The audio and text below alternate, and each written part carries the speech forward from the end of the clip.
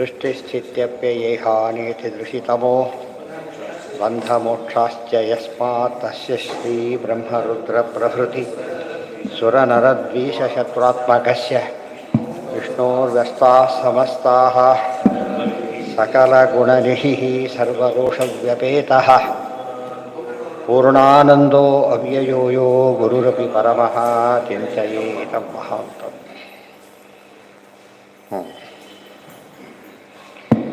ಪುರೋಧಸಾಂ ಅದಾಯ್ತು.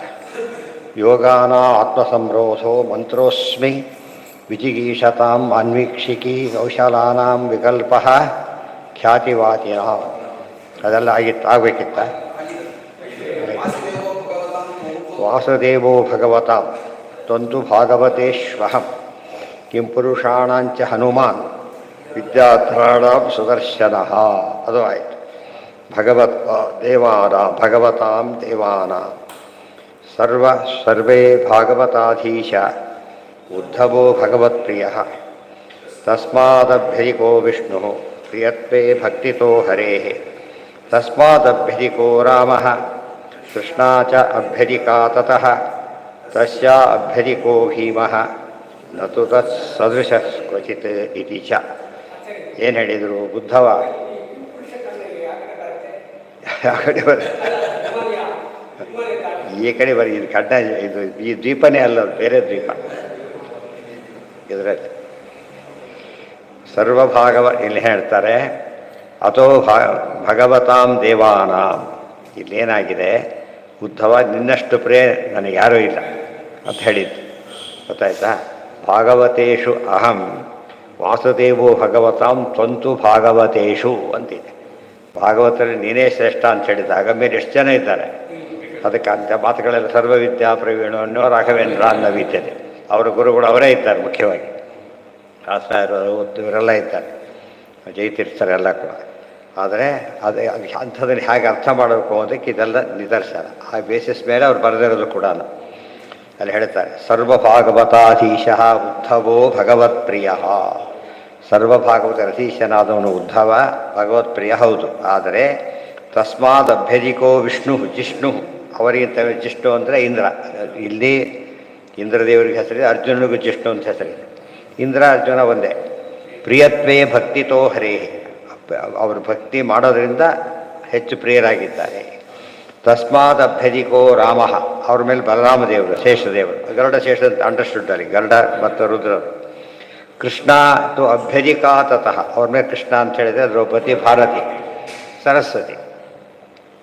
ತಸ್ಯ ಅಭ್ಯಧಿಕೋ ಭೀಮ, ಭೀಮ ಅಂತ ಹೇಳಿದ್ದರಿಂದ ವಾಯುದೇವರು ಬಂದರು, ಬ್ರಹ್ಮದೇವರು ಬಂದರು.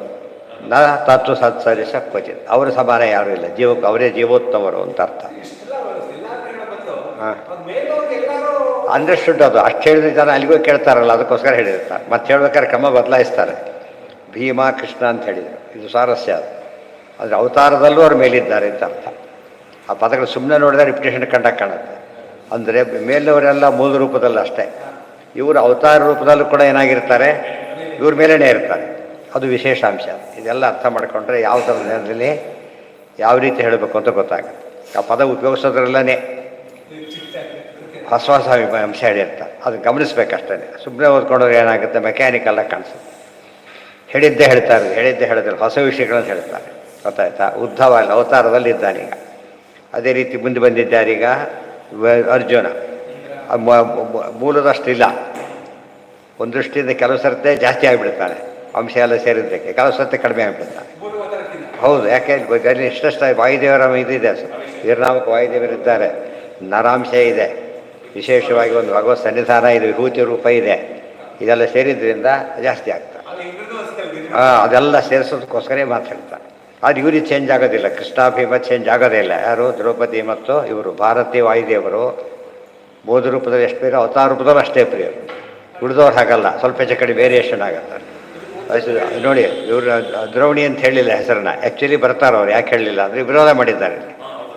ಕೃಷ್ಣನ ಮಾತು ಕೇಳೋದಿಲ್ಲ, ಆದ್ದರಿಂದ ಗುಪ್ತನ ಸೇರಿಸಲಿಲ್ಲ. ಆದರೆ ಸ್ವರೂಪದಲ್ಲಿ ಸೇರ್ತಾರೆ, ಇಲ್ಲಿ ಸೇರೋದಿಲ್ಲ, ಅವತಾರದಲ್ಲಿ ಸೇರೋದಿಲ್ಲ. ಇಂದ್ರದೇವರು ಕಡಿಮೆ, ರುದ್ರದೇವರು ಜಾಸ್ತಿ. ರುದ್ರಾವತಾರ ಅಶ್ವತ್ಥಾಮರು, ಇಂದ್ರ ಅವತಾರ ಅರ್ಜುನ. ಅರ್ಜುನ ಗೆಲ್ಲಕ್ಕಾಗೋದಿಲ್ಲ ಅಶ್ವತ್ಥಾಮರಿಗೆ. ಯಾಕೆ ಸುಲಭ ಗೆಲ್ಲಬೇಕು ಆ್ಯಕ್ಚುಲಿ. ಪಾಶುಪತಾಸ್ತ್ರದಲ್ಲಿ ಗೆದ್ದರು, ಇಲ್ಲಿ ಗೆಲ್ಲಕ್ಕಾಗಲಿಲ್ಲ. ಗೊತ್ತಾಯ್ತಾ? ಅಂದರೆ ಇಲ್ಲಿ ವಿರೋಧ ಪಕ್ಷಕ್ಕಿಂತ ಶಕ್ತಿ ಕಡಿಮೆ ಆಗ್ಬಿಡುತ್ತೆ. ಅರ್ಥ ಆಯ್ತಾ? ಒಂಥರ ಮಾರಲ್ಲಿ ಸೋಲ್ತಾರೆ ಅಂತಾರಲ್ಲ ಹಾಗೆ. ಆ ಸೂಕ್ಷ್ಮ ಎಲ್ಲ ತಿಳ್ಕೊಬೇಕಾದ್ರೆ ಪದಗಳನ್ನು ನೋಡಬೇಕು.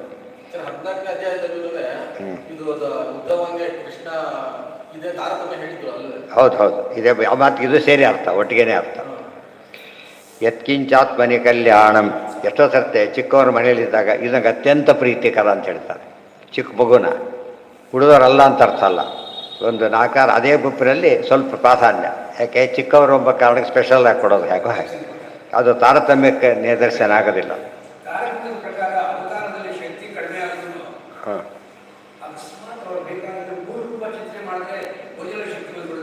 ಬರುತ್ತೆ, ತಗೋಬಾರದು ಆದಷ್ಟು ಕೂಡ. ಆದಷ್ಟು ಎಫ್ ಟಿ ತೊಗೊಳೋದಿಲ್ಲ, ಯಾಕಂದರೆ ಇಂಟ್ರೆಸ್ಟ್ ಕಡಿಮೆ ಬಿಡುತ್ತೆ. ಅಲ್ಲ ಆ ಥರ ಎಸ್ ಬಿ ಎಲ್ ಎಫೆಕ್ಟ್ ಆಗೋದಿಲ್ಲ.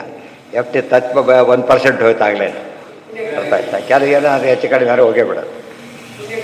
ಹಾಂ, ಪುಣ್ಯ ಕಡಿಮೆ ಅದು ತೊಗೊಳ್ಬಾರ್ದು. ಎಂದೂ ವಾಯುದೇವರು ತೊಗೊಳೋದಿಲ್ಲ, ಭಾರತೀ ದೇವಿ ತೊಗೊಳೋದಿಲ್ಲ. ಉಳಿದವರೆಲ್ಲ ಪ್ರಸಂಗ ತೊಗೊಂಡಿದ್ದಾರೆ. ಬಲರಾಮ ದೇವರು ಪ್ರಲಂಬಾಸನ ಕೊಲ್ಲಬೇಕಾದ್ರೆ ತೊಗೊಳ್ತಾರೆ.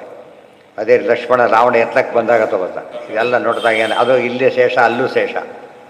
ಆ ಈ ಅವತಾರ ಶಕ್ತಿ ಸಾಕಾಗಲಿಲ್ಲ, ಅದನ್ನು ತೊಗೋಬೇಕಾಯ್ತು. ಆದರೆ ಇವ್ರಿಗೆ ಅಂಥ ಪ್ರಸಂಗ ಬರೋದೇ ಇಲ್ಲ. ಅದರಿಂದಾಗಿಯೇ ಇವರು ದೊಡ್ಡವರು, ಇವ್ರು ಜೀವೋತ್ತಮರು ಅಂತ ಇಷ್ಟೆಲ್ಲ ಅರ್ಥ ಇಟ್ಕೊಂಡು ಹೇಳಬೇಕು. ಸುಮ್ಮನೆ ಜಸ್ಟ್ ಗ್ರೇಟ್ ಅಂತ ಹೇಳಿದರೆ ಜೀವೋತ್ತಮತ್ವ ಜ್ಞಾನ ಅಲ್ಲ ಅದು. ಗೊತ್ತಾಯ್ತಾ? ಅದು ಎಲ್ಲ ಕೆಲಸನೂ ಮಾಡ್ತಾರೆ, ಆಯಾಸವಿಲ್ಲದೆ ಮಾಡ್ತಾರೆ, ಫಾಸ್ಟೆಸ್ಟಾಗಿ ಮಾಡ್ತಾರೆ, ವಿಷ್ಣು ಭಕ್ತಿಯಿಂದ ಮಾಡ್ತಾರೆ, ಎಲ್ಲವೂ ಕಾಮನ್. ಉಳಿದವ್ರಿಗೆ ಹಾಗಲ್ಲ, ಒಂದೊಂದು ಮಿಸ್ ಆಗ್ತಾ ಹೋಗ್ಬಿಡುತ್ತೆ. ಮೂಲ ರೂಪದಲ್ಲೇ ಮಿಸ್ ಆಗುತ್ತೆ, ಅವತಾರ ರೂಪದಲ್ಲಿ. ಅದಕ್ಕೆ ಮೂಲ ರೂಪದಲ್ಲೇ ಇರೋದಿಲ್ಲ, ಇವರು ಅವತಾರ ರೂಪದಲ್ಲೂ ಹೋಗೋದಿಲ್ಲ. ಆದ್ದರಿಂದ ಇವರು ಜೀವೋತ್ತಮರು. ಹಾಂ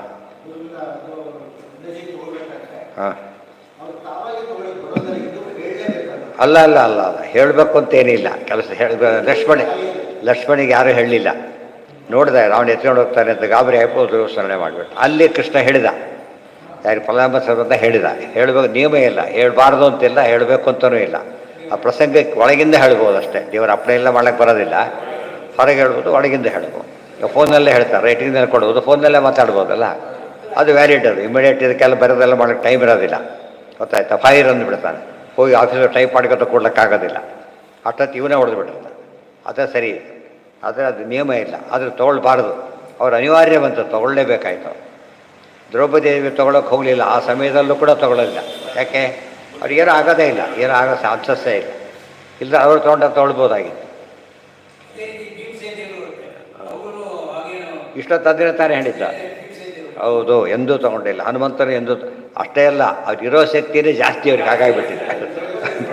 ಚೂರು ಇರೋ ಶಕ್ತಿ ಎಷ್ಟಿದೆಯೋ ಅದರಲ್ಲಿ ಫ್ರ್ಯಾಕ್ಷನ್ ಅಷ್ಟೇ ಉಪಯೋಗಿಸಿ. ಸಾಮರ್ಥ್ಯಾಂಶಾಂಶಮೇವಾತ್ರ ಪ್ರಾದುಶ್ಚಕ್ರೇ ಜಗದ್ಗುರು. ಎಲ್ಲೋ ಫ್ರ್ಯಾಕ್ಷನ್ ಆಫ್ ಎ ಫ್ರ್ಯಾಕ್ಷನ್ ಉಪಯೋಗಿಸಿದ್ದಾರೆ ಹೊರತು ಫುಲ್ ಶಕ್ತಿ ಬೇಕಾಗಿಲ್ಲ. ಇದು ಅರ್ಥ ಮಾಡ್ಬೇಕು. ಸೌಟ್ ಎತ್ತಕ್ಕೆ ಎಷ್ಟು ಬೇಕಾಗಿ, ಚಿಕ್ಕ ಉದ್ದಾರಣಿ ಎತ್ತಬೇಕಾದ್ರೆ ಎತ್ತೋದಿಲ್ಲ, ವಿಚಾರ ಬೇರೆ. ಆದರೆ ಒತ್ತಲಿಕ್ಕೆ ಎಷ್ಟು ಶಕ್ತಿ ಬೇಕು, ಅದು ಸ್ವಲ್ಪ ಜಾಸ್ತಿ ಬೇಕಾಗುತ್ತೆ. ದೊಡ್ಡ ಕೊಡ ಸಂಡೆ ಆ ಥರ ವೇರಿ ಆಗುತ್ತೆ. ಅವರಿಗೆಲ್ಲ ಅಷ್ಟು ಸಲೀಸಾದ ಕೆಲಸಗಳು. ಈಗ ಬ್ರಹ್ಮಾಂಡ ಹೊತ್ತವ್ರಿಗೆ ಯಾವ ಲೆಕ್ಕ? ಕೂರ್ಮ ರೂಪದಿಂದ ಬ್ರಹ್ಮಾಂಡ ಹೊತ್ತವರಿಗೆ ಲೆಕ್ಕಕ್ಕೆ ಬರೋದಿಲ್ಲ. ನೋಡೋರಿಗೆ ಹಬ್ಬ ಅನಿಸುತ್ತೆ. ಅವ್ರು ಎಷ್ಟು ಆದಷ್ಟು ಮಿನಿಮಮ್ ತೋರಿಸ್ತಾರೆ ಅಷ್ಟೇ. ಮಿನಿಮಮ್ ತೋರಿಸಿದ್ದು ಎಫೆಕ್ಟ್. ಇವರು ಮ್ಯಾಕ್ಸಿಮಮ್ ತೋರಿಸೋದು ಆಗೋದಿಲ್ಲ ಇವ್ರ ಕೈಲಿ. ಇದೆಲ್ಲ ಕಂಪ್ಯಾರಿಸನ್ ಬಂದಾಗ ವಾಯುಜೀವೋತ್ತಮತ್ವಕ್ಕೆ ಅರ್ಥ ಬರುತ್ತೆ. ಯತ್ಕಿಂಚಾತ್ಮನೆ ಕಲ್ಯಾಣಂ ಸಂಭಾವಯಿಸಿ ಪಾಂಡವ. ನೋಡಿ, ಉಳಿದವರೆಲ್ಲ ತಮ್ಮ ಲಿಮಿಟೇಷನ್ ಬಂದುಬಿಡ್ತಾರೆ. ಈ ಪ್ರೈಮ್ ಮಿನಿಸ್ಟರ್ಶಿಪ್ ಎಲ್ಲಿ ಕೂತಿದ್ರೋ ಪ್ರೈಮ್ ಮಿನಿಸ್ಟ್ರೇ ಅವರು. ಜನರಲ್ ಸ್ಯಾಲರಿ ಸರ್ ಯಾವುದೇನಿಲ್ಲ, ಯಾವ ಟೈಮ್ದಲ್ಲಿ ಬೇಕಾದ್ರೆ ಹೇಳ್ಬೋದು. ಇಲ್ಲೇ ನಿಮಗೆ ಗೊತ್ತಾಗಿ ಎಷ್ಟು ಡಿಫ್ರೆನ್ಸ್ ಇದೆ ಇಬ್ಬರಿಗೂ ಕೂಡ. ಉಳಿದವ್ರಿಗೆ ಅವ್ರಿಗೆ ಆಗಲ್ಲ. ಅವ್ರು ಪೋರ್ಟ್ಫೋಲಿಯೋ ಬೇರೆ ವಿಷಯ ಮಾತಾಡಲಿ, ಪೋರ್ಟ್ಫೋಲಿಯೋ ಪತ್ರ ಮಾತ್ರ ಹೇಳಬೇಕು. ಅದು pending approval by the chief, ಯಾವಾಗಲೂ ಬಿಟ್ಟಿದ್ದಲ್ಲ. ಇವ್ರಿಗೆ ಅದಿಲ್ಲ. ನಮ್ಮ ಎದುರಿಗೆ ಕಾಣಿಸುತ್ತೆ. ಕೆಲವು ಅಧಿಕಾರಿ ವರ್ಕಿಂಗ್ ಅವರ್ಸಲ್ಲೇ ಮಾಡಬೇಕು, ಜನರಲ್ ಆಡಿ ಮಾಡಿದ್ರೆ ಕೇಳೋದಿಲ್ಲ. ಅದು ರಜೆ ಇದ್ದಾಗ ಮಾಡಿದ್ರೆ ಬರೋದಿಲ್ಲ, ರಜೆ ಇದ್ದಾಗ ಮಾಡೋಕ್ಕೆ ಬರೋದಿಲ್ಲ. ಇವ್ರು ರಜೆ ಗಿಜೆ ಏನಿಲ್ಲ, ಆಸ್ಪತ್ರೆಯಲ್ಲಿದ್ದು ಸೈನ್ ಮಾಡ್ಬೋದು. ಅರ್ಥ ಆಯ್ತಾ? ಇದೆಲ್ಲ ನಮ್ಮ ಎದುರಿಗೆ ಕಾಣಿಸುತ್ತೆ. ಆ ಅರ್ಥದಲ್ಲಿ ಇದು ತಿಳ್ಕೊಂಡಾಗ ಚೀಫ್ ಅನ್ನೋದಕ್ಕೆ ಅರ್ಥ ಬರುತ್ತೆ. ಚೀಫ್ ಅಂತ ಹೇಳಿ ಏನು ಮಾಡಕ್ಕೆ ಬಿಡೋದಾದ್ರೆ ಅಂದರೆ ಈ ಚೀಫ್ ಆಗ್ತಾನೆ. ಯತ್ಕಿಂಚಾತ್ಮನೆ ಕಲ್ಯಾಣಂ ಸಂಭಾವಯಸಿ ಪಾಂಡವ ಸಹಸ್ರಗುಣಮಪ್ಪೇತತ್ವ ಈ ಸಂಭಾವಯಾಮ್ಯಹಂ. ಇದೇ ಅರ್ಥ ಬಂದಿರೋದು. ಭೀಮಸೇನ ಎಷ್ಟು ಶಕ್ತಿ ಹೇಳ್ಕೊಂಡಿದ್ದೀಯಲ್ಲ, ಇದರ 1000 ಪಟ್ಟು ಜಾಸ್ತಿ ಶಕ್ತಿ ಜಾಸ್ತಿ ಇದೆ ಅಂದರೆ ಫ್ರಾಕ್ಷನ್ ಉಪಯೋಗಿಸಿರು ಅಂತ ಆಯ್ತಲ್ಲ. ಫುಲ್ ಉಪಯೋಗಿಸೇ ಇಲ್ಲ. ಅದಕ್ಕೆ ಭೀಮ ಅಂತ ಯಾತಕ್ಕೆ ಹೇಳಿದ್ದಕ್ಕೆ ಅಲ್ಲೇ ಕಾರಣ ಕೊಟ್ಟರು ಆಚಾರ್ಯ. ಅದನ್ನೆಲ್ಲ ಹೇಳಿದ್ರೆ ಸುಮ್ಮನೆ ಹೇಳ್ಕೊತ ಹೋದ್ರೆ ಅದು ಶಾಸ್ತ್ರ ಆಗೋದಿಲ್ಲ. ಧರ್ಮೋ ಜ್ಞಾನಂ ತಥಾ ಮೋಕ್ಷೋ ಯಶಃ ಕೀರ್ತಿ ತಥೈವ ಚ ತ್ವಯ್ಯಾ ಯತ್ತಮಿದಂ ಸರ್ವಂ ಲೋಕಸ್ಯಾತ್ರ ಸಂಶಯ ಇತಿ ಭಾರತೆ. ಆ ಶ್ಲೋಕ ಆದಮೇಲೆ ಈ ಶ್ಲೋಕ ಬರುತ್ತೆ, ಒಂದು 4-5 ಶ್ಲೋಕ ಆದಮೇಲೆ. ಧರ್ಮ ಸತ್ಯ ಏನೇನಿದೆ ಎಲ್ಲ ನಿನ್ನ ಮೇಲಿದೆ ಅಂತ ಹೇಳಿದ್ದ. ಇವರೆಲ್ಲರ ಸಾಧನೆ ಯಾರ ಮೇಲಿದೆ? ನಿನ್ನ ಮೇಲಿದೆ. ಇಷ್ಟು ಶಕ್ತಿ ಅವತಾರ ರೂಪದಲ್ಲೂ ಇದೆ ಅಂತ ಹೇಳೋದಕ್ಕೋಸ್ಕರ ನೋಟ್ ಕೊಟ್ಟರು. ಓಜಃ ಸಹೋ ಬಲವತಾಂ ಕರ್ಮಾಹಂ ವಿದ್ಧಿ ಸಾತ್ವತಾಂ ಸಾತ್ವತಾಂ ನವಮೂರ್ತೀನಾಂ ಆದಿಮೂರ್ತಿರಹಂ ಪುರಾ. ಇದಿಷ್ಟು ಕೂಡ ವಿಭೂತಿಗಳೇ. ಓಜಃ ಸಹ ಬಲವತಾಂ, ಯಾರು ಬಲಿಷ್ಠರಿದ್ದಾರೆ ಅವರಲ್ಲಿ ಓಜಸ್ಸಿದೆ, ಸಹನ ಶಕ್ತಿ ಎಲ್ಲ ಇದೆ. ಅದು ಕೂಡ ನನ್ನ ವಿಭೂತಿ ರೂಪದಿಂದಲೇ ಹೊರತು ಬೇರೆ ಅಲ್ಲ. ಕರ್ಮಾಹಂ, ಅವ್ರು ಮಾಡ್ತಕ್ಕಂಥ ಸಾಧನೆ ಕೂಡ ಏನದು? ನನ್ನ ಅಧೀನ. ವಿದ್ಧಿ ಸಾತ್ವತಾಂ, ಅದೇ ರೀತಿ ಸಾತ್ವತಾಂ ಕರ್ಮ, ಯಾವುದವ್ರು ಏನೇನು ಸಾಧನೆ ಮಾಡ್ತಾರೆ ಕೃಷ್ಣನ ಬಲದಿಂದ. ಕೃಷ್ಣನ ಕಡೆಯವರಂತಷ್ಟು ಕೆಲಸ ಆಗುತ್ತಲ್ಲ, ಹಾಗೆ ದೊಡ್ಡ ಸ್ವಾಮಿ ಕಡೆಯಿಂದ ಬಂದಿದ್ದಾರೆ ಅಂತ ತಕ್ಷಣ ಗಮನ ಕೊಡ್ತಾರಲ್ಲ, ಹಾಗೆ ಕೃಷ್ಣನ ಕಡೆಯವರು ಪ್ಲಸ್ ಪಾಯಿಂಟ್ ಅವ್ರಿಗೆ ಇದ್ದಿದ್ದರಿಂದ ಕ್ರೆಡಿಟ್ ಯಾರಿಗೆ ಹೋಗಬೇಕಾಗ? ಕೃಷ್ಣನಿಗೆ. ಸುಪರ್ಣಸ್ಯ ಚ ಸಂಪ್ರೋಕ್ತಾ ಪ್ರತ್ಯೇಕಂ ನವಮೂರ್ತಿ. ಇನ್ನೊಂದು ವಿಶೇಷ ಅಂಶ ಹೇಳ್ತಾರೆ. ಸಾತ್ವತಾಂ ನವಮೂರ್ತೀನಾಂ ಆದಿಮೂರ್ತಿರಹಂಪುರ. ಸಾತ್ವತರ 9 ಮೂರ್ತಿಗಳಲ್ಲಿ ಆದಿಮೂರ್ತಿ ತಾನು ಅಂತ ಹೇಳ್ತಾರೆ. ಅರ್ಥ ಆಗೋದು ಕಷ್ಟ, ತಿಳಿಸ್ತಾರೆ. ವಿಷ್ಣೋ ಶ್ರಿಯೋ ಬ್ರಹ್ಮಣಶ್ಚ ವಾಯೋ ಸಂಕರ್ಷಣಸ್ಯ ಚ ಸುಪರ್ಣಸ್ಯ ಚ ಸಂಪ್ರೋಕ್ತಾ ಪ್ರತ್ಯೇಕಂ ನವಮೂರ್ತಯ. ವಿಶೇಷವಾಗಿ ದೇವರಿಗೆ ಸರಿ ಮಹಾಲಕ್ಷ್ಮಿ, ಆಮೇಲೆ ಬ್ರಹ್ಮದೇವರು, ವಾಯುದೇವರು, ಸಂಕರ್ಷಣ, ಶೇಷ ಅಂದರೆ ಸುಪರ್ಣ, ಇವರೆಲ್ಲರಿಗೂ ಕೂಡ ಪ್ರತ್ಯೇಕ ನವಮೂರ್ತಿಗಳು ಅಂತಿದೆ. ಮುಖ್ಯವಾಗಿ ನಾವು ವಿಮಲ, ಉತ್ಕರ್ಷಣಿ, ಜ್ಞಾನ ದೇವರಿಗಿದ್ದೇ ಇದೆ, ನಿತ್ಯ ಹೇಳಬೇಕದನ್ನು. ಇವರಿಗೂ ಇದೆ ಎಂಬುದು ವಿಶೇಷಾಂಶ. ಪೂಜ್ಯಾ ಸಾತ್ವತರು ಅಂದರೆ ಯಾರು? ಯಾದವರು ಅಂತ ಅರ್ಥ. ಯಾದವರು ಶ್ರೇಷ್ಠ ಅಂದರು ಒಂದೇ, ಸರ್ವೋತ್ತಮ ಅಂದರು ಒಂದೇ. ಯಾತಕ್ಕೆ? ಯಾದವರಲ್ಲಿ ಶ್ರೇಷ್ಠ ಅದೇನರ್ಥ? ಉಳಿದವರಲ್ಲಿ ಶ್ರೇಷ್ಠ ಅಂತ ಅರ್ಥ ಅಲ್ಲ, ಸರ್ವಶ್ರೇಷ್ಠ ಅಂತ ಅರ್ಥ. ಯಾತಕ್ಕೆ? ಯಾದವರಲ್ಲಿ ಯಾರ್ಯಾರಿದ್ದಾರೆ? ಬಲರಾಮ ದೊಡ್ಡ ದೇವತೆಗಳಿದ್ದಾರೆ.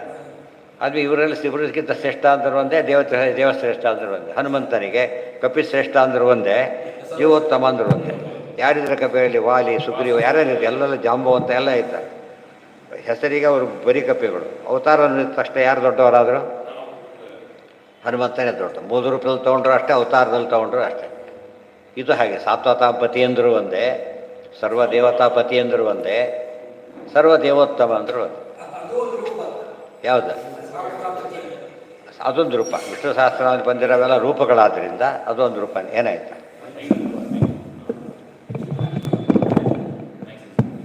ನೆಕ್ಸ್ಟ್ ಪೂಜ್ಯಾ ಸಾತ್ವತ ಅಂದರೆ ವೈಷ್ಣವ ಅಂತದ್ದು. ವೈಷ್ಣವ ತಂತ್ರಗಳಲ್ಲಿ ಇದನ್ನೆಲ್ಲ ಆರಾಧನೆ ಮಾಡಬೇಕು. ಆಯಾ ದೇವತೆಗಳು ಪೂಜೆ ಮಾಡಬೇಕಾದ್ರೆ ಆಯಾ 9 ಮೂರ್ತಿಗಳ ಚಿಂತನೆ ಮಾಡಬೇಕು.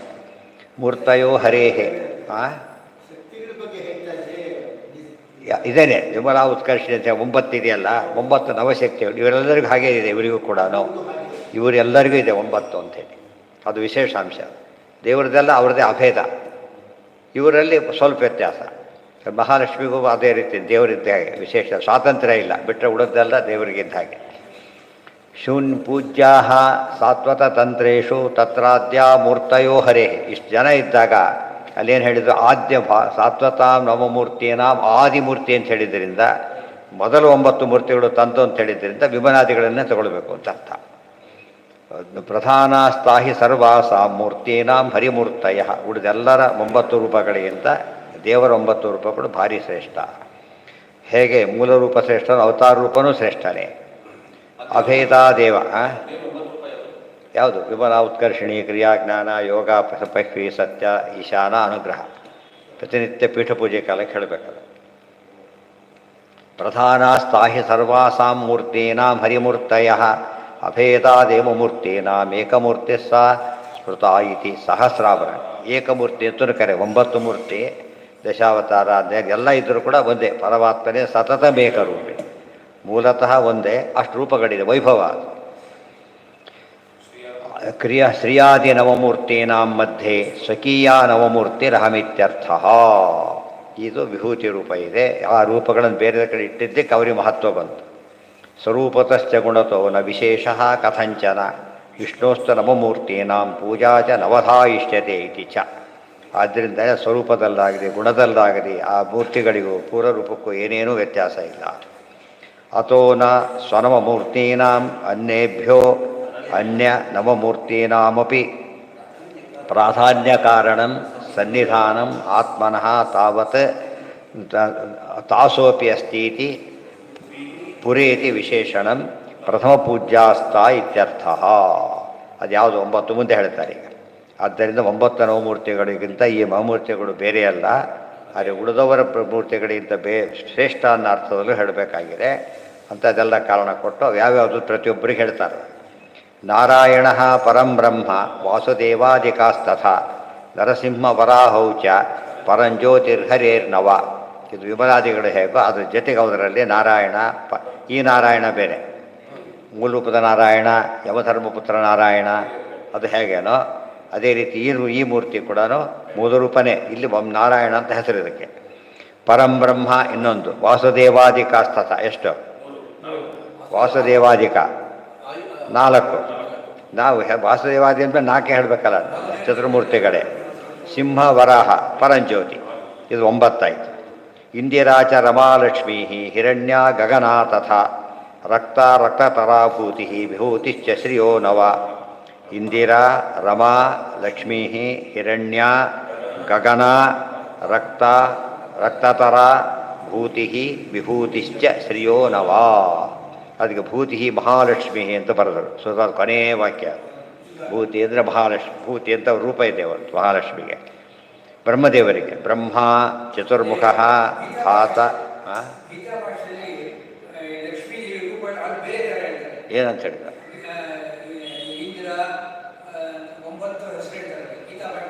ಅದು ಬೇರೆ ಇದು ಬೇರೆ. ಇದು ನವಮೂರ್ತಿಗಳು ಅಂದರೆ ನವವ್ಯೂಹ ಮೂರ್ತಿಗಳೇ ಒಂದು ಗ್ರೂಪ್ ಇದು, ಗೊತ್ತಾಯ್ತಾ?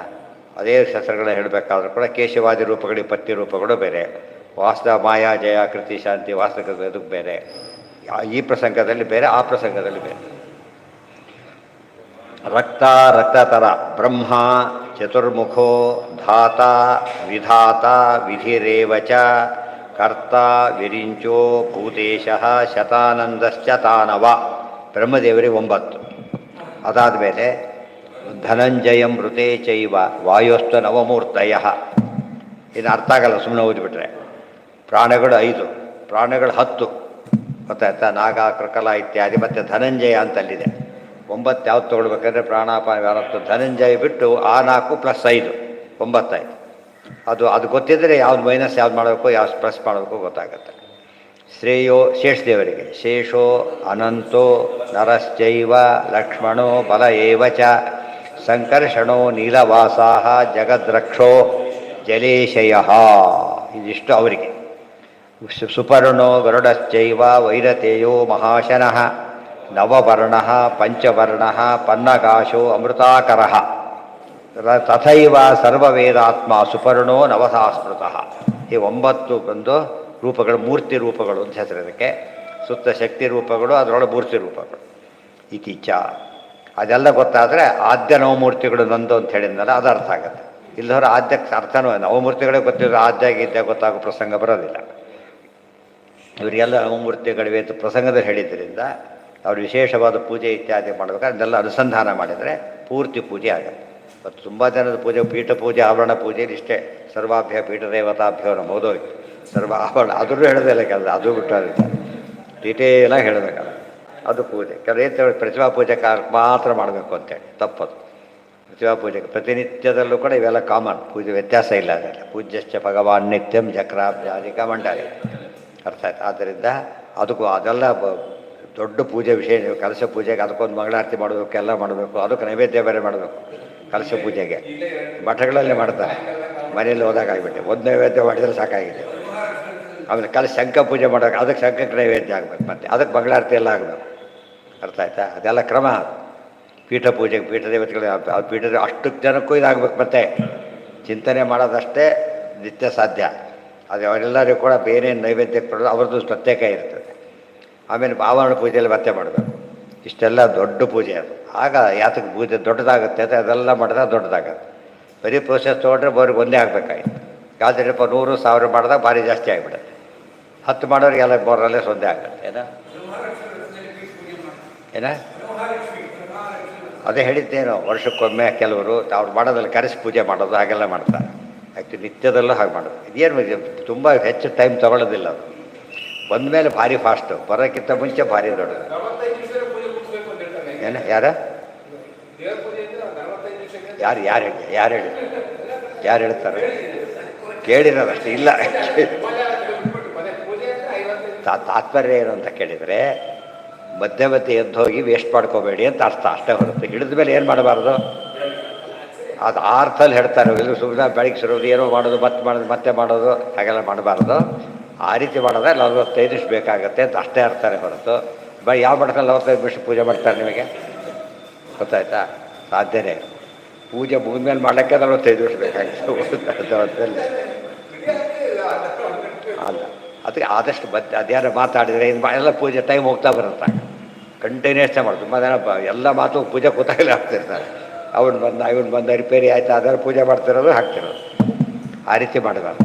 ಸರಿಯಾಗಿ ಹೇಳಿದರೆ ಮಂತ್ರಗಳು ಅಷ್ಟಾಗುತ್ತೆ ಅಂತ ಅರ್ಥ. 45 ನಿಮಿಷದಷ್ಟಿಗೆ ಮುಖ್ಯ ಮಂತ್ರಗಳನ್ನು ಮುಗಿಸ್ಬೋದು. ಪಾರಾಯಣ ಬಿಟ್ಟುಬಿಟ್ರೆ ಬೇನ್ ಮುಗಿಸಬಹುದು. ಏನಂತೆ ಆಗಲ್ಲ, ಆದಷ್ಟು ಮಾಡ್ಬೇಕು. ಅದಕ್ಕೆ ಆಗಲ್ಲ ಬೇರೆ 100 ತೊಗೊಳಕ್ಕಾಗದೆ ಹೋದರೂ ಕೂಡ ಆದಷ್ಟು ತಗೋತಾರೆ. ಇಲ್ಲ 35ಕ್ಕೆ ಟ್ರೈ ಮಾಡಬೇಕು ಅಷ್ಟೇ ಹೊರತು ಅದಿರದ ಅರ್ಥ ಏನಂದ್ರೆ ನಾವು ಭಾರಿ ಮಾಡಿದ್ದೇವೆ ಅಂತ ಅನ್ಕೊಳ್ಳೋ ಕಾರಣ ಇಲ್ಲ. ತುಂಬ ಜನ ನಮ್ಮಷ್ಟು ಪೂಜೆ ಯಾರು ಮಾಡೋದು ತಿಳ್ಕೊಂಡಿದ್ದೆ. ಹೌದು, ಅವ್ರಷ್ಟು ಪೂಜೆ ಯಾರು ಮಾಡೋದಿಲ್ಲ, ಅವರೇ ಮಾಡೋದು. ಅಹಂಕಾರಕ್ಕೆ ಕಾರಣ ಆಗಬಾರ್ದು. ಒಟ್ಟು ಪೂಜೆ ತೊಗೊಂಡಾಗ ದೇವ್ರ ಪೂಜೆ ಅಂತ ಹೇಳಿದ್ರೆ ನಾವು ಮಾಡೋದು ಬರೀ ಟೋಕನ್ ಅಷ್ಟೇ.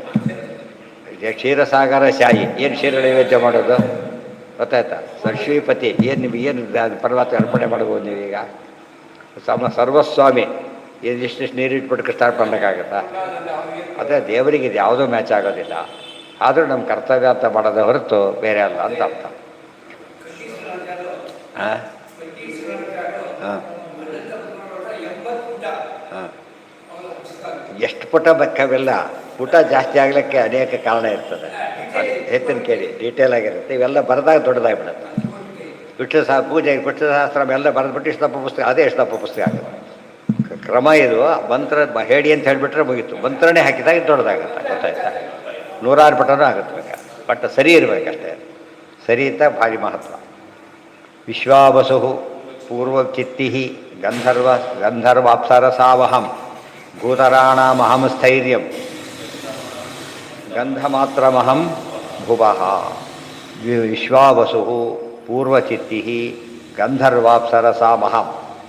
ವಿಶ್ವಾವಸು ಗಂಧರ್ವರಲ್ಲಿ, ಪೂರ್ವಚಿತ್ತಿ ಅಪ್ಸರೆಯರಲ್ಲಿ. ಅಲ್ಲಿ ಉರ್ವಶಿ ಅಂತ ಹೇಳಿದ್ದಾರೆ, ಇಲ್ಲಿ ಇದನ್ನು ಹೇಳಿದ್ದಾರೆ. ಅಂದರೆ ಎರಡರಲ್ಲೂ ಹಾಗೆ ಒಬ್ಬರಾದ್ಮೇಲೆ ನೆಕ್ಸ್ಟ್ ಇನ್ನೊಬ್ಬರು ಅಂತ. ಉರ್ವಶಿ ಸರ್ವಶ್ರೇಷ್ಠಳು ಅಪ್ಸರೆಯರಲ್ಲಿ. ಪೃಥಿವೀ ಚ ವಾಯುರಾಕಾಶ, ಭೂಮಿ ಇದೆ ಮತ್ತು ಗಂಧ. ಪೃಥಿವ್ಯಾಂ ಪುಣ್ಯಗಂಧ ಅಂತ ಹೇಳಿದ್ದಾರೆ ಅದನ್ನಾಗಲಿ ಭಗವದ್ಗೀತೆಯಲ್ಲಿ. ಜ್ಞಾನ ವಿಜ್ಞಾನ. ಪೃಥಿವೀ ವಾಯುರಾಕಾಶ ಆಪೋ ಜ್ಯೋತಿರಹಂ ಮಹಾನ್ ವಿಕಾರ ಪುರುಷೋ ಅವ್ಯಕ್ತಂ ರಜಃ ಸತ್ವಂ ತಮಃ ಪರಃ. ಎಲ್ಲ ಗುಣಗಳು, ಅದು ತತ್ವಗಳು. ಅದರ ಗುಣಗಳಲ್ಲಿ ತತ್ವ. ಅಹಮೇತತ್ ಪ್ರಸಂಖ್ಯಾತ ಜ್ಞಾನಂ ತತ್ವ ವಿನಿಶ್ಚಯಂ. ಇದಿಷ್ಟು ಕೂಡ ಇವೆಲ್ಲರೂ ನನ್ನ ಸನ್ನಿಧಾನ ಇದೆ. ಪ್ಲಸ್ ಜ್ಞಾನ ಅಂದ್ರೇನು? ತತ್ವ ವಿನಿಶ್ಚಯಂ. Very important. ಜ್ಞಾನ ಅಂದ್ರೇನು? ತತ್ವ ನಿಶ್ಚಯ. ಬರೀ ನಿರ್ಣಯ ಮಾಡಿದ್ರೆ ಸುಮ್ಮನೆ ಎಷ್ಟೊತ್ತು ಹೇಳಿದ್ರೂ ಬೆಲೆ ಇಲ್ಲ. ಅದಕ್ಕೆ ನಿರ್ಣಯ ಇರಬೇಕಲ್ಲ. ಇವಾಗ ಗಂಟೆಗಟ್ಟಲೆ ಹೇಳಿದ ಇದ್ರ ಬಗ್ಗೆ ಡೌಟ್ ಇದೆ, ಏನು ಉಪಯೋಗ ಏನು ಅದಕ್ಕೆ? ಅದಕ್ಕೆ ಆಚಾರ್ಯ ಏನೇ ಬರೋದು ನಿರ್ಣಯ ಅಂತ ಬೇರೆ. ತತ್ವ ನಿರ್ಣಯ, ತಾತ್ಪರ್ಯ ನಿರ್ಣಯ, ಗೀತಾ ತಾತ್ಪರ್ಯ ನಿರ್ಣಯ, ಜಯಂತಿ ನಿರ್ಣಯ, ಎಲ್ಲದಕ್ಕೂ ನಿರ್ಣಯ. ಮಹಾಭಾರತ ತಾತ್ಪರ್ಯ ನಿರ್ಣಯ, ಭಾಗವತ ತಾತ್ಪರ್ಯ ನಿರ್ಣಯ ಅಂದರೆ ಅಲ್ಟಿಮೇಟ್ ಅಂತ ಅರ್ಥ. ಇವತ್ತು ಕೋರ್ಟ್ಗೆ ಹೋಗಿ ವಾಪಸ್ ಬಂದುಬಿಟ್ರೆ ಅದು ನಿರ್ಣಯ ಆಗಲೇ ಇಲ್ಲ, ಡೆಸಿಷನ್ ಬರಬೇಕು. ಇವತ್ತು ಸುಮ್ಮನೆ ಯಾವುದೇ ಒಂದು ಜ್ಞಾನಕ್ಕೆ ಖಚಿತತೆ ಇಲ್ಲದೆ ಹೋದರೆ ಆ ಜ್ಞಾನ ಡಿಪೆಂಡಬಲ್ ಆಗೋದಿಲ್ಲ. ಇದು ಹೌದು, ಇದು ನಿಶ್ಚಯ. ಯಾರು ಕರ್ಕೊಂಬಂದು ತೋರಿಸ್ತೀರಿ ಅಂತ ಹೇಳಬೇಕು, ಅದು ನಿರ್ಣಯ ಅಲ್ಲ. ಅದೇ ಹೇಗಾಗುತ್ತೆ? ಪ್ರಮಾಣದಿಂದ ಬರೋದು ಜ್ಞಾನ. ಜ್ಞಾನಕ್ಕೆ ಸಾಧನ ಪ್ರಮಾಣ, ಕೇವಲ ಪ್ರಮಾಣನೂ ಒಂದಿದೆ. ಜ್ಞಾನದಲ್ಲಿ ಎರಡಿದೆ. ಜ್ಞಾನಕ್ಕೂ ಪ್ರಾಮಾಣ್ಯ ಹೋಗ್ತೇವೆ, ಜ್ಞಾನ ಸಾಧನಕ್ಕೂ ಪ್ರಾಮಾಣ್ಯ ಹೇಳೋದ್ರಿಂದ ಎರಡೂ ಸೇರಿಸ್ಬೇಕು. ಅಲ್ಟಿಮೇಟ್ಲಿ ಪ್ರಮಾಣ ಅಂತ ಹೇಳಿದ್ರೆ ಏನಾಗುತ್ತೆ? ಕೇವಲ ಪ್ರಮಾಣ. ಕೇವಲ ಪ್ರಮಾಣ ಅಂದರೆ ಶುದ್ಧ ಜ್ಞಾನ, ಯಥಾರ್ಥ ಜ್ಞಾನನೇ ಆಗಬೇಕು.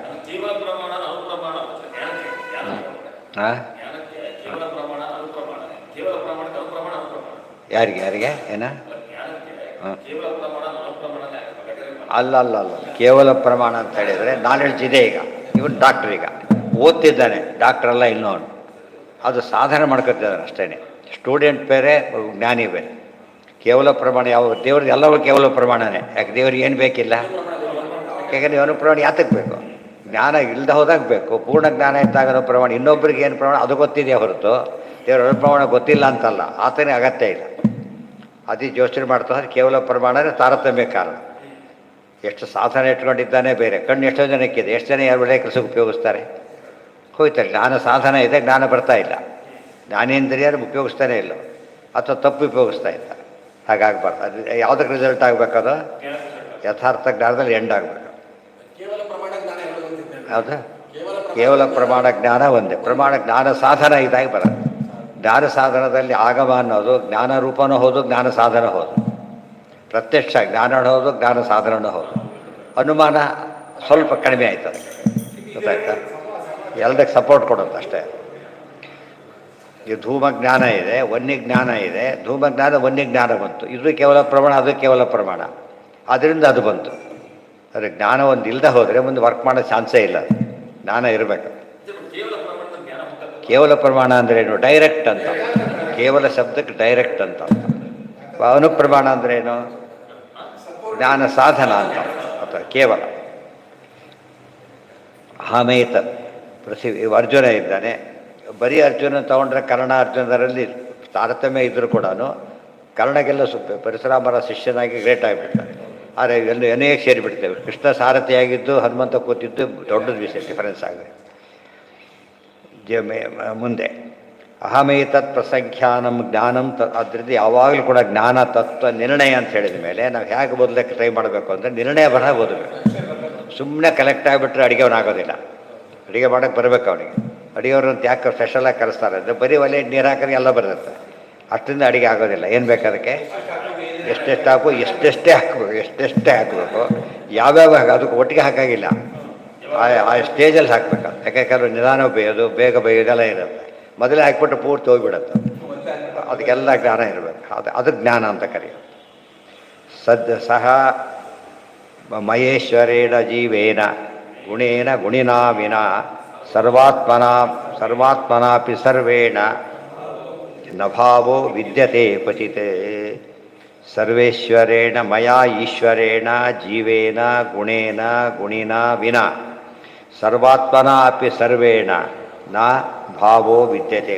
ಅಲ್ಲಿ ಹೇಳಿದ್ರೆ ಕೊನೆಗೆ ಏನಿದೆಯಲ್ಲ ಅದಿಷ್ಟೊಂದು ವಿಭೂತಿ ರೂಪ ಅಂತ ಹೇಳ್ಕೊಂಡ್ಬಿಡು ಅಂತ ಹೇಳಿದ್ರೆ ಹಾಗೆ ಹೇಳ್ತಾರೆ. ಪ್ರತಿಯೊಂದರಲ್ಲೂ ಒಂದು ವಿಭೂತಿ ರೂಪ ಇದೆ. ಇದು ಸ್ಪೆಷಲ್ಲಾಗಿ ಹೇಳಿದ್ದು. ಬರೀ ವಿಭೂತಿ ರೂಪ ಹೇಳೋದಕ್ಕೆ ಕೊಟ್ಬಿಟ್ರೆ ಒಂದು ಗುಂಪಿನಲ್ಲಿ ಶ್ರೇಷ್ಠತೆ ಬಂದಷ್ಟು ಆ ಮಟ್ಟಿಗೆ ಒಂದನೇ ಕ್ಲಾಸಲ್ಲಿ ಫಸ್ಟು ಅಲ್ಲಿ ವಿಭೂತಿ ರೂಪ ಪ್ರತಿಯೊಂದರಲ್ಲೂ ಬರ್ತಾ ಇದೆ. ಎಷ್ಟಾಗತ್ತೆ ಲೆಕ್ಕ ಹಾಕಿದ್ರೆ ಅದು ಅನಂತ ಆಗಿಬಿಡೋದು. ಅದಕ್ಕೆಲ್ಲ ಹೇಳಲಿಲ್ಲ. ಏಷತ ಉದ್ದೇಶತಃ ಪ್ರೋಕ್ತ. ಈ ಕೇಳಿದ್ದೀಯಂತೆ ಕೆಲವು ಮುಖ್ಯಾಂಶ ಹೇಳಿದ್ದೆ, ಎಲ್ಲ ಹೇಳಿಲ್ಲ ಅಂತ ಹೇಳ್ತಾರೆ. ಆ ಅರ್ಥದಲ್ಲಿ ಮಯಾ ಈಶ್ವರೇಣ ಜೀವೇನ ಗುಣೇನ ಗುಣಿನಾ ವಿನ ಸರ್ವಾತ್ಮನ ಅಪಿ ಸರ್ವೇಣ ನಭಾವೋ ವಿದ್ಯತೆ. ನಾನಿಲ್ಲದೆ ಹೋದರೆ ಯಾವುದು ಇರ್ಲಕ್ಕಾಗೋದಿಲ್ಲ, ಇರ್ಲಕ್ಕೂ ಆಗೋದಿಲ್ಲ, ಹಿರಿಮೆ ಪಡೆಯಲಿಕ್ಕೂ ಆಗೋದಿಲ್ಲ. ಯಸ್ಯ ಸ್ವಭಾವೋ ಯಹ ತತ್ತನ್ನಾಮ ಹರಿ ಪರಿ. ಜೀವ ಅಂದರೆ ಜೀವನದಲ್ಲಿ ಒಳಗಿರೋ ರೂಪ, ಗುಣ ಅಂದರೆ ಗುಣದೊಳಗಿರೋ ರೂಪ. ಅದಕ್ಕೆ ಯಸ್ಯ ಭಾವ ಸ್ವಭಾವೋ ಯಹ ತನ್ನಾಮ ಹರಿಹಿ ಪರಹ. ಅಗ್ನಿಗೆ ಸುಡುವಿಕೆ ಅಂತ ಇದೆ ಗುಣ. ಆ ಸುಡುವಿಕೆ ದೇವರ ಅಧೀನ. ಅಗ್ನಿನೂ ಅಧೀನ, ಸುಡುವಿಕೆನೂ ಅಧೀನ. ನಿಯಾಮಕ ಸ್ವಭಾವಸ್ಯ ತತ್ತಶಬ್ದಾದಿನಾಮವಾನ್ ವೈಶೇಷ್ಯಾಖ್ಯಾ ವಿಭೂತಿಶ್ಚ. ಇದೊಂದು ವಿಭೂತಿ, ವಿಶೇಷ ವಿಭೂತಿ ಅಂತ ಹೆಸರು. ಅಂದರೆ ವಿಶೇಷತೆ ಬಂತು ಅಂದರೆ ವಿಭೂತಿ ರೂಪ ಇದೆ ಅಂತ ಅರ್ಥ. ಒಂದರಲ್ಲಿ ವಿಶೇಷತೆ ಇದೆ ಅಂದರೆ ವಿಭೂತಿ ರೂಪ ಇದೆ. ವಿಭೂತಿಶ್ಚ ಸ್ವಭಾವಜ. ಅದು ಸ್ವಭಾವದಲ್ಲೇ ಇರತಕ್ಕಂಥದ್ದೇ ಹೊರತು ಬೇರೆ ಕಡೆ ಬಂದಿದ್ದಲ್ಲ. ದ್ವಿಧಾ ವಿಭೂತಿರ್ವಿಜ್ಞೇಯ ವಿಷ್ಣೋಸ್ತು ಪರಮಾತ್ಮನಃ. ಸ್ವಭಾವ ಅಂದ್ರೇನು? ರಾಮ ಶತ್ರುಹೃತಾಮಹಂ. ಗೊತ್ತಾಯ್ತಾ? ವಿಷ್ಣುನಾಂ ಕೃಷ್ಣ, ಇವೆಲ್ಲ ಏನಾದರೂ ನ್ಯಾಚುರಲ್. ಅದು ಹೌದು, ರೂಪನೂ ಹೌದು, ವಿಭೂತಿನೂ ಹೌದು. ಆಮೇಲೆ ಮುನಿನಾಮಪ್ಯಹಂ ವ್ಯಾಸ, ಅವೆಲ್ಲ ಕೂಡ. ಉಳಿದವ್ರು ಹಾಗಲ್ಲ. ಒಳಗಿರೋ ರೂಪಕ್ಕೆ ಹೆಸರು ಬರುತ್ತೆ, ಅದಕ್ಕಿಲ್ಲ. ನಕ್ಷತ್ರಗಳಲ್ಲಿ ಚಂದ್ರನ ವಿಭೂತಿ ರೂಪ ಅಂತ ಆಯ್ತು. ಚಂದ್ರನೇ ವಿಭೂತಿ ಅಲ್ಲ, ಚಂದ್ರನ ಒಳಗೆ ವಿಭೂತಿ ರೂಪ. ಇಲ್ಲಿ ರಾಮನೂ ತಾನೇ, ವಿಭೂತಿ ರೂಪನೂ ತಾನೇ. ಅದಕ್ಕೆ ಹೇಳ್ತಾರೆ ಎರಡಿದೆ ಅದರಲ್ಲಿ. ಒಂದು ಸ್ವಭಾವ ಅಂತ ಒಂದು, ಇನ್ನೊಂದು ವಿಶೇಷ ಅಂತೆ ದ್ವಿಧಾ ವಿಭೂತಿರ್ವಿಜ್ಞೇಯ ವಿಷ್ಣೋಸ್ತು ಪರಮಾತ್ಮನಃ ಇತಿ ಚ. ಏನು ಮಾಡ್ಕೊಂಬಿಟ್ರು, ಎಲ್ಲದಕ್ಕೂ ಒಂದೇ ಅರ್ಥ ಬರೋದು. ಬೇರೆಯವ್ರ ಭಾಷೆ ಬರೀಬೇಕಾದ್ರೆ ಚಂದ್ರನೇ ಕೃಷ್ಣ, ಚಂದ್ರನೇ ಇದು ಪ್ರತಿಯೊಬ್ಬರದ್ದು ಹೇಳ್ತಾ ಹೊರಟುಬಿಟ್ರು. ಆ ರಾಮನೇ ಕೃಷ್ಣ, ವೇದವ್ಯಾಸರೇ ಕೃಷ್ಣ, ಅದೆಲ್ಲ ಸರಿ ಹೋಯ್ತು. ಇವತ್ತು ತಪ್ಪಾಗೋಯ್ತು. ಅವಾಗ ಆ ತಮಾಷೆ ಅಂದರೆ ಅಷ್ಟಿದ್ರೆ ಅದರೊಪ್ಪಲ್ಲಿ ಮತ್ತೆ ಮುನಿನಾಮಪ್ಯಹಂ ವ್ಯಾಸ ಅಂತ ಇದ್ದರೂ ಕೂಡ ಅವ್ರ ಕಶ್ಚಂದ್ರ ಋಷಿ ಅಂತ ಕರೆಯೋದು. ಉಳಿದವರು ಅಲ್ಲಿ ಜೀವ ದೇವರಲ್ಲದವರು ಜೀವದೇವ ಅಂತ ಕರೆಯೋದು. ಈ ರೀತಿ ಮಾಡೋದ್ರಿಂದ ಅದು ಯಥಾರ್ಥ ಜ್ಞಾನ ಆಗೋದಿಲ್ಲ. ಸತ್ವಾದಿನಾಮ ವಿಷ್ಣೋಸ್ತು ಸತ್ವಾದಿಸ್ಥಸ್ಯ ಕೇವಲಂ ಜೀವಸ್ಥಸ್ಯ ತನ್ನಾಮ ಜೀವಾದೇರುಪಚಾರತಃ ಇತಿ ಚ. ಮುಖ್ಯವಾಗಿ ಎಲ್ಲ ಹೆಸರು ದೇವರ ಹೆಸರುಗಳೇ ಆಗಿದ್ದು, ಆ ರೂಪ ಅಲ್ಲಿ ಇದ್ದಾಗ ವಸ್ತುವಿಗೆ ಹೆಸರು ಬರುತ್ತೆ, ಹೊರತಿಲ್ದ ಹೋದರೆ ಬರೋದಿಲ್ಲ ಅಂತ ತಿಳಿಸಿದ್ರು. ಅಂದರೆ ಇವ್ರ ಹೆಸರು ದೇವರು ಇಟ್ಕೊಂಡಿಲ್ಲ, ದೇವ್ರ ಹೆಸರುಗಳೇ ಇಟ್ಬಿಡ್ದವ್ರು ಇಟ್ಕೊಂಡಿರೋದು. ಯಾವುದಾ ಸ್ವರೂಪಾಂಶ ಭಿನ್ನಾಂಶ ಅದು ಬೇರೆ, ಸ್ವರೂಪ ವಿಭೂತಿ ಭಿನ್ನ ವಿಭೂತಿ ಇನ್ನೊಂದು ಬೇರೆ. ವಿಭೂತಿಗಳಲ್ಲಿ ವ್ಯತ್ಯಾಸ, ಅಂಶದಲ್ಲ. ಶಂಕರ 11 ಜನ ಇದ್ದಾರೆ, ಎಲ್ಲರೂ ಬೇರೆಯೇ. ಶಂಕರಗಳು ಬೇರೆ, ಅವರು ಬೇರೆಯೇ. ಇವ್ರು ಯಾಕೆ ಶ್ರೇಷ್ಠ ಆದರು ಅಂದರೆ ವಿಭೂತಿ ರೂಪ ಇಟ್ಟಿದ್ದೀರ ಅಂತೇಳಿ ಅಷ್ಟೇ. ಇದಕ್ಕೆ ಕಾರಣ ಜೀವಸ್ಥಸ್ಯ ತನ್ನಾಮ ಜೀವ. ಇನ್ನೂ ಹೇಳೋದಾದ್ರೆ ಭಿನ್ನಾಂಶದಲ್ಲಿ ವಿಶೇಷತೆ, ಸ್ವರೂಪದಲ್ಲೇ ವಿಶೇಷತೆ. ಸ್ವರೂಪದಲ್ಲಿ ವಿಶೇಷತೆ ಸ್ವಭಾವ. ಇಳಿದರೆ ಇಟ್ಟಾಗ ಅದು ತಾನು ಇಟ್ಟಿದ್ದಕ್ಕೆ ಬಂದಿತ್ತು, ಇದು ಬರ್ತಿರಲಿಲ್ಲ. ಹೌದು ಹೌದು ಹೇಳಿ. ಯದ್ಯದ್ ವಿಭೂತಿವತ್ ಸತ್ವಂ ಶ್ರೀಮದ್ ಊರ್ಜಿತಮೇವ ತತ್ತದೇವಾವಗಚ್ಚತ್ವಂ ಮಮ ಯಜೋಂಶ ಸಂಭವ. ಅದು ಜನರಲ್ ವಿಭೂತಿ. ಅದು ಎಲ್ಲ ಹಿರಿಮೆ ಕಾಣ್ತು ಅಂತ ಕೇಳಿದರೆ ಅದು ಸನ್ನಿಧಾನ ಇದೆ ಅಂತ. ಸತ್ವಾದಿನಾಮ ವಿಷ್ಣೋಸ್ತು ಸತ್ವಾದಿಸ್ಥಸ್ಯ ಕೇವಲಂ ಜೀವಸ್ಥಸ್ಯ ಚ ತನ್ನಾಮ ಜೀವಾದೇರುಪಚಾರತಃ ಇತಿ ಚ. ಸಂಖ್ಯಾನಂ ಪರಮಾಣೂನಾಂ ಕಾಲೇನ ಕ್ರಿಯತೆ ಮಯಾ ತಥಾ ಮೇ ವಿಭೂತೀನಾಂ ಸೃಜತೋ ಅಂಡಾನಿ ಕೋಟಿಶಃ. ಇನ್ನೊಂದು ಹೇಳ್ತಾರೆ.